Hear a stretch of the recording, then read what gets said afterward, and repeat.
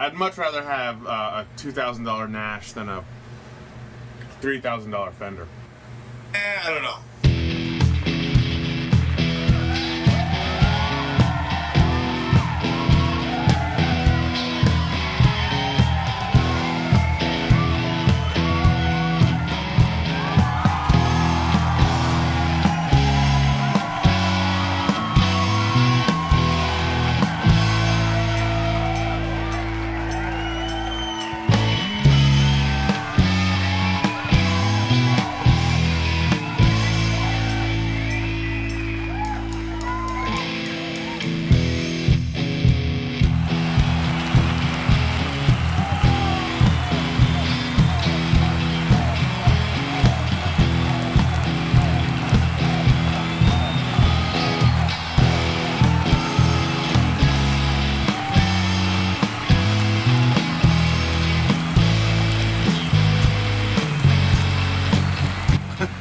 Welcome to Best of the Week, everybody.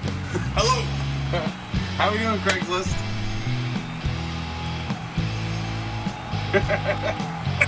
All right. So, first one then, out of New London, Connecticut, for $1,300, a Dr. Z Stangray head. Oh, that's sweet. The answer great. This was one of the several models that Brad Paisley has been involved in. Best parts of an AC30, in head form. So we've got that EF86 preamp tube that the original AC30s had. Yeah. ELE and 3 knobs, volume, tone, and cut. What else do you need? What else do you need? Yeah, keep it easy. Out of East Greenwich, I've got a Harmony H165, so that is similar to the H162s, but it's all mahogany. Beautiful, $300. I don't know the condition it's in, but $300 is a fair price. Yeah. So, beautiful guitars, need a lot of work, whatever, figure it out. They all do. They all do. Next one, kind of a unique one. So for $950 out of the Western Mass area, 99 Fender Strat with a hard case and a Blues Junior amp all together for $950. Oh, sweet package. Yeah, so the Strat's made in Mexico, Sunburst maple board, nothing wrong with that. Yep. Blues Junior, I love Blues Juniors. I know you're a fan as well. Yeah. Those also had upgraded speakers, I think. I believe you're right. Put the whole package together for $950. I mean, yeah, you're in the ballpark. Hell for of a that. deal. Out of Windham, Maine, for $325, there is a Harmony Master archtop. These are all birch. I got a lot of Harmonies this week. It happens to be my favorite of the 60s Harmony archtops, the Master.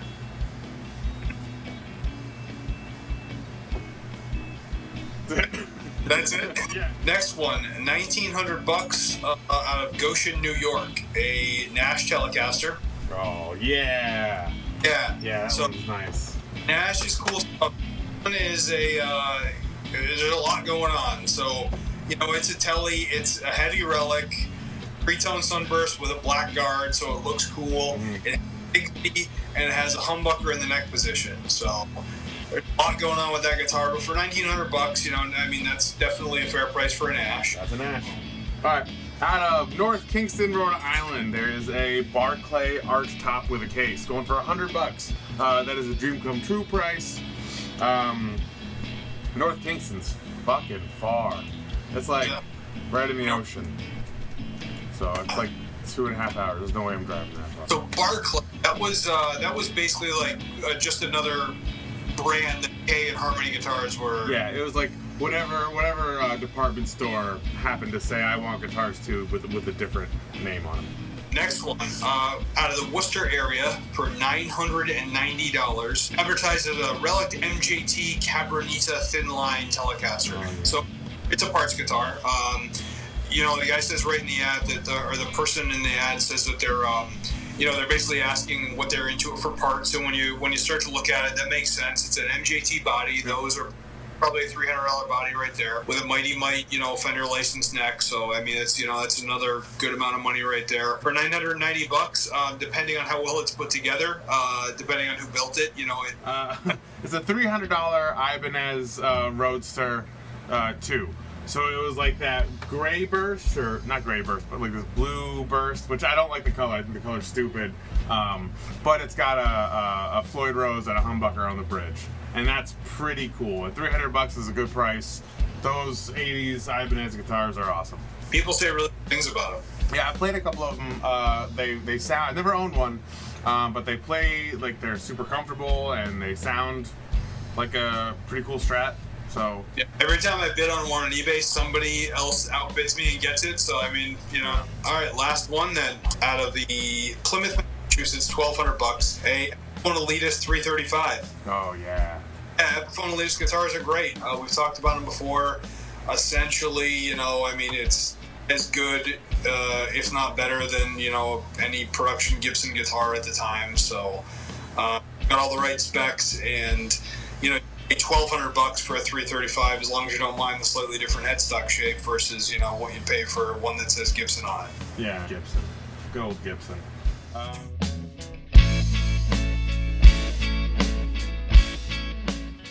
There happens to be a lot of worst of the weeks.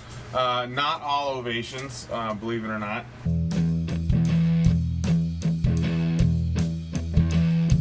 But the first one certainly is. There's a gray Sunburst Ovation out of New Hampshire. Stupid looking guitar. There's a Yamaha SLG 200N, which happens to be a silent guitar. It's a guitar with no body, essentially. Yeah, I will disagree with you on that. I actually think those are pretty cool. Believe it or not, yeah. Out of Linwood, Maine, I think it might have been. There's 2 double neck acoustic guitars. I saw those. What the fuck is that? They have 2 of them, and one of them comes with a double neck gig bag. $50. Where do you find a double gig bag? Double neck guitars are stupid. Double neck acoustic guitars are even dumber. And 2 of the same double neck acoustic guitars is the dumbest thing in the world. Quick aside, you remember the last show I was talking about there was that small chance that I could have been a Jackson Kelly guy at one point in my life. Sure. So when I was shopping for kind of my first real guitar, one of the things that the guys at the store had me try was one of those Gibson double neck 12 string and 6 string. SG, right? Yeah. Trying to sell me, who didn't know anything, like, hey man, you can have everything right here. Yeah, Jesus. The only thing I remember about it is it weighed like 40 pounds. How much of a complete guitar collection do you have to think, the next thing I gotta get is a double neck, because that's something I don't have. Yeah, who's got the balls to play a double neck? Fucking asshole. That's all we got. Where are we going next? We'll take a quick trip to Pedal Corner. You got it. So, a lot of times on Pedal Corner, we're talking about stuff that's maybe not always readily available, or you kind of have to, you got to go dig for. Sometimes smaller builders, not always, but that's some of the stuff that we talk about as far as drive pedals. I thought it would be a nice reminder to everybody that, hey, the Boss Blues Driver, BD2, is a fantastic pedal, and it, if this is the only overdrive that you can get, you can cover all the bases that you need to with this thing. It works good as, kind of a low gain hitting the front end of your amp, giving it a little bit more. It works well as, you crank the gain up, you know what I mean? And that's your drive sound altogether.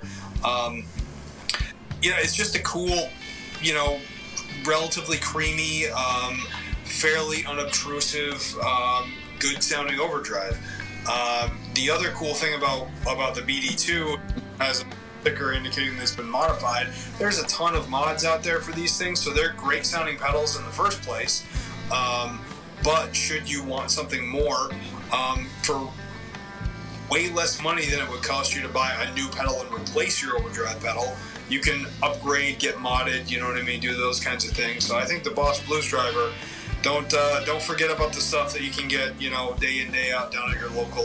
The first overdrive pedal I ever bought with like money when I was a teenager was a Blues Driver. Yep, I remember that. I don't know why I got rid of it. That's all I got. I don't know if you got anything else. I don't have anything else. All right. All right, that's it. Thank you, Craigslist. Thank you, Craigslist.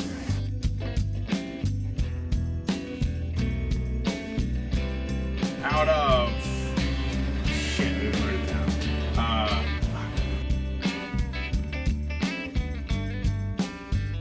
There's some gentleman in Rhode Island said something about us in one of his ads too. That's right. This guy, Rhode Yeah. Island Craigslist is like they're all nuts. Everyone in Rhode Island is insane. It's great though. That's what makes Craigslist cool. So. Yeah, for sure. And Rhode Island typically has some of the best deals you can get.